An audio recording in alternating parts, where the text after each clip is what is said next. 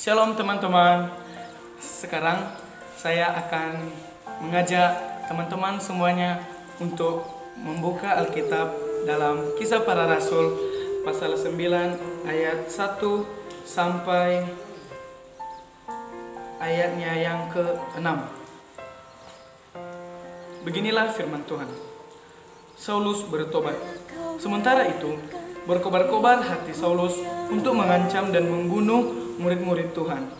Ia menghadap imam besar dan meminta surat kuasa daripadanya untuk dibawa kepada majelis-majelis Yahudi di Damsyik, supaya jika ia menemukan laki-laki atau perempuan yang mengikuti jalan Tuhan, ia menangkap mereka dan membawa mereka ke Yerusalem. Dalam perjalanannya ke Damsyik, ketika ia sudah dekat kota itu, tiba-tiba cahaya memancar dari langit mengelilingi dia. Ia rebahan ke tanah dan kedengaranlah olehnya suatu suara yang berkata kepadanya, "Saulus, Saulus, mengapakah engkau menganiaya aku?" Jawab Saulus, "Siapakah engkau, Tuhan?" Katanya, "Akulah Yesus yang kau karuniai itu. Tetapi bangunlah dan pergilah ke dalam kota, di sana akan dikatakan kepadamu apa yang harus kuperbuat." Teman-teman yang saya kasih dalam Yesus Kristus, perkenalkan, nama saya Yanuar Blessing Kolombanua, biasa dipanggil Delon. Nah, guys, di sini saya akan berkhotbah tentang perjumpaan dengan Kristus mengubah hidup. Mungkin kita tahu bahwa perjumpaan dengan Kristus itu seseorang yang mengalami perubahan total. Itu dalam pola pikir, pola laku, dan pola tindakan. Seringkali kita tidak menyadari bahwa hal yang kita perbuat itu belum tentu menyenangkan hati Tuhan. Terkadang kita menganggap itu sebagai sepele. Tetapi ketika kita hidup enak, nyaman, sehingga kita tidak merasakan bahwa Tuhan itu ada di hati kita. Misalkan gini, dalam hidup kita pasti kita tahu dengan perkembangannya zaman. Nah, dalam perkembangannya zaman ini tentu saja membawa dampak positif dan negatif. Nah, dampak positifnya apa? Kita dapat mengakses informasi. Contohnya, dengan adanya internet kita bisa mencari informasi yang akurat dan dapat dipercaya.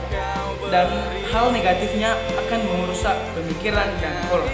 Terkadang dengan kemajuannya teknologi ini, kita tidak menyadari bahwa kita telah melupakan akan kasih Tuhan kepada kita. Tentu saja, mungkin di dalam kehidupan kita telah merasa nyaman, kita enak, kita merasa tidak ada tantangan apapun. Seolah-olah dengan adanya rasa nyaman itu, kita lupa bahwa Tuhan telah ada di sisi kita. Mungkin contohnya ketika kita dalam pergumulan. Nah, di dalam pergumulan ini mungkin kita menjadi seseorang yang bimbang. Mungkin di dalam diri kita mengatakan apakah ini pergaulan yang baik atau tidak. Mungkin saja dengan adanya pergaulan yang kurang baik akan membawa dampak ke berbagai tempat. Misalnya di dalam keluarga, ketika kita melakukan komunikasi dengan orang tua, kita berbicara dengan sesama, itu biasanya kita mengeluarkan kata-kata yang tidak baik. Nah, untuk itu otomatis kita harus meninggalkan kebiasaan buruk kita. Dengan perjumpaan kita dengan Kristus, itu akan mengubah hidup kita secara total, baik dalam tingkah laku, pola, dan tindakan. Mungkin kita berpikir gini, mungkin dengan tanpa Tuhan kita bisa, padahal tidak ya teman-teman. Dengan adanya Tuhan, setiap tantangan atau masalah yang kita hadapi akan bisa kita selesaikan dengan baik dengan bantuan Tuhan. Dengan cara kita mengucap syukur, meminta pertolongan kepada Tuhan dan berdoa, "Tuhan, bagaimana caranya saya dapat melawan pergumulan-pergumulan yang kurang baik di dunia ini?"